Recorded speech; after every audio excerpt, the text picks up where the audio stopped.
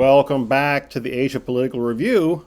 The topic today is all about artificial intelligence. The Thai Prime Minister wants to project Thailand as an AI leader, but the country and the government lack both the capacity and the capital to match their ambitions.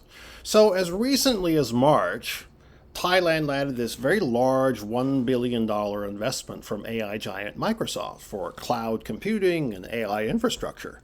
But the fundamentals suggest there's much more needed. So, according to a 2025 UNESCO report, the country has a shortage of approximately 80,000 AI professionals. And there's no AI governance, no definitive one, nor there's any kind of regulation that helps stem the significant risk that comes with it. Last year, TDRI, which is a research and development group, warned of very tepid data sharing rules and very limited funds for R&D, and a very centralized, this is very famous in Thailand, a very centralized bureaucracy that will likely distill any benefits to mainly just the Bangkok metro area. So to compare apples and oranges, Singapore is setting aside around $1 billion over the next 5 years, from 2026 through 2031, in AI R&D. Now you compare that to Thailand. Thailand set aside roughly $40 million between January of 2023 and June of 2024.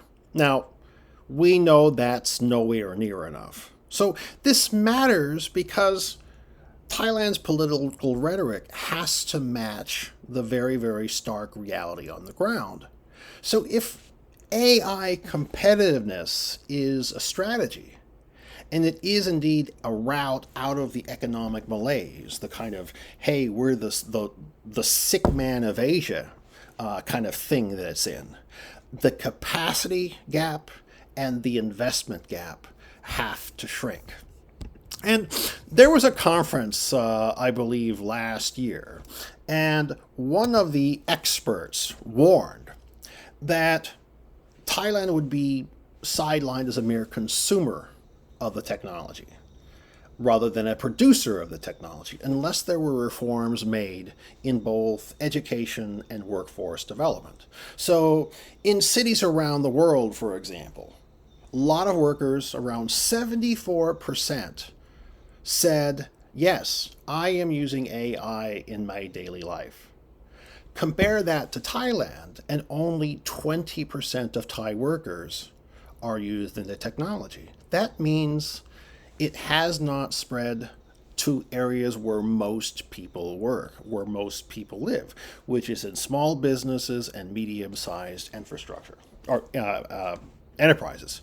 That also means that the infrastructure isn't there.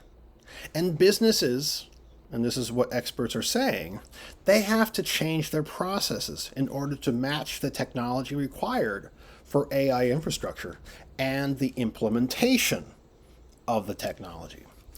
So an even larger problem, if this is not large enough, is that Thailand's readiness simply appears as window dressing. It looks like we have data protection, it looks like they have cybersecurity, and they have consumer protection laws. No, they don't. They're all lacking. For example, Thailand passed the Personal Data Protection Act in 2019. Well, back then, AI-related upgrades, AI-related thinking was not foreseen. And that comes at very big risk for businesses who are very scared about running afoul of the rules. Some of the risks have been seen in advertising guidelines, and the government has been very cautious about AI-related fraud. And no surprise, there aren't sufficient regulatory layers to guard against that. And one of the worst offenders was the Thai Tourism Agency. And I don't know if anybody remembers this, but the TAT was accused of AI image fakery in an amazing Thailand campaign that featured Blackpink's Lisa.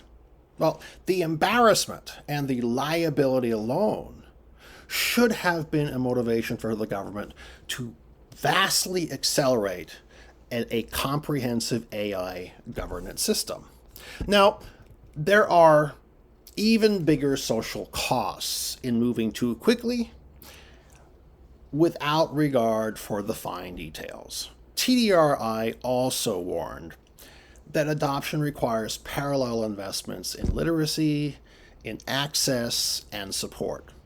Now, these leave massive questions. And if you look at the graphic here, look at the percentage of folks who are STEM graduates and the folks who are ICT graduates. It is not good. So the impact of AI literacy requires help. We need a lot of help. So if we don't answer these questions, Thailand's going to lose. But how do we capture the end user benefits, particularly those who are ill-equipped to handle the technology? And if it's not managed carefully, Thailand will continue to be a target for AI-related fraud and criminal activity. So think of AI as a race.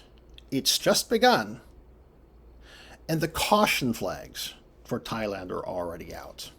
All right. Thank you very much, everybody, and we'll see you again next time.